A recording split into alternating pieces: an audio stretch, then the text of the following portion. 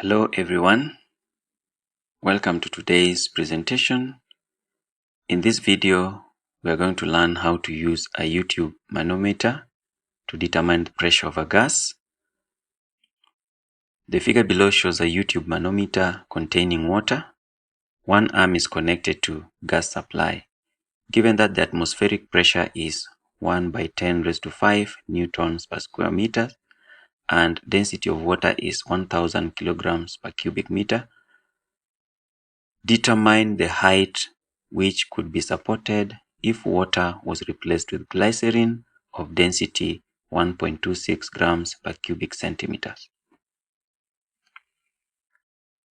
So this is the diagram. When you're given a YouTube manometer, we have two arms. Let's call this arm A and the other one B. Now, when you consider the pressure at this level indicated by the dotted line, then the pressure at this level for the both arms should be equal. So we're going to form an equation. That is, at this point and this point, the pressure in arm A should be equal to the pressure in arm B. So the pressure in arm A is as a result of the following. So at this point, because this end is open, we are going to say there is atmospheric pressure acting. And besides the atmospheric pressure, we'll also have pressure due to the liquid column, that is height 20 centimeters. So we're going to have this. The left hand side, we have atmospheric pressure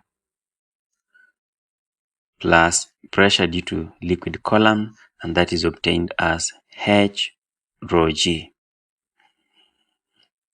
And then on the right hand side, we are going to have only the gas pressure. You see, we have gas supplied to this end, and therefore we'll only have pressure of the gas. And therefore from this equation, if we are to look for the pressure for the gas, that is gas pressure,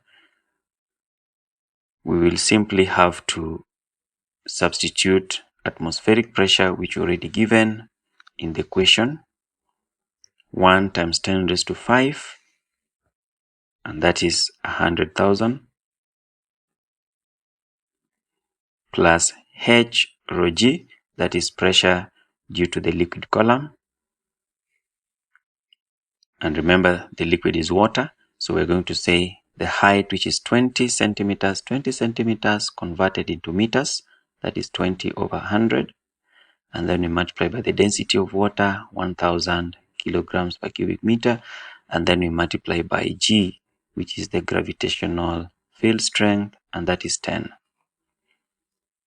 Working out this, we will have for this part, these and these cancel, and therefore we have 2000, and the total sum is 102,000 newtons per square meter. That is the pressure of the gas.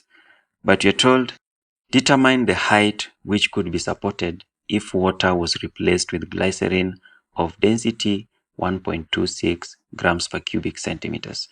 So we are going to use the same equation, but this time round, we are going to consider the height of glycerin, and the density also will have to change.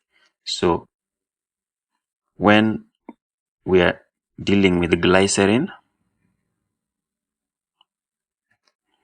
whose density we are told is 1.26 grams per cubic centimeters, to convert that into kilograms per cubic meter, we multiply by 1000.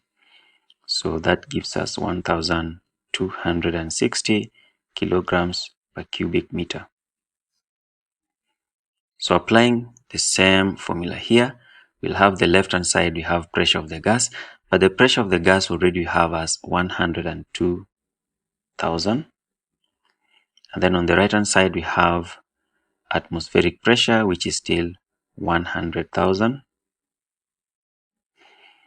But the height of glycerin we do not know, and then that is here, H rho G, Height we do not know, so we let it be h.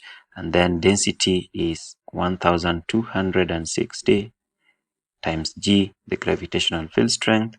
For this case, it's 10. So bringing 100,000 to the left hand side, that will be 2,000. So 102,000 minus 100,000. So that is 2,000. And then on the right hand side, we have 12,600 h. Dividing both sides by 12,600 in order to obtain h becomes, so we have 0.1587, and this is meters. If you wish to have it in centimeters, we just multiply by 100 and the height becomes 15.87 centimeters. And this is the height of glycerin that will be supported by the same gas pressure, which is 102,000. So finally, our answer is 15.87 centimeters or 0.1587 meters. And with this, we come to the end of the solution to this problem. Thank you for watching. See you in the next one.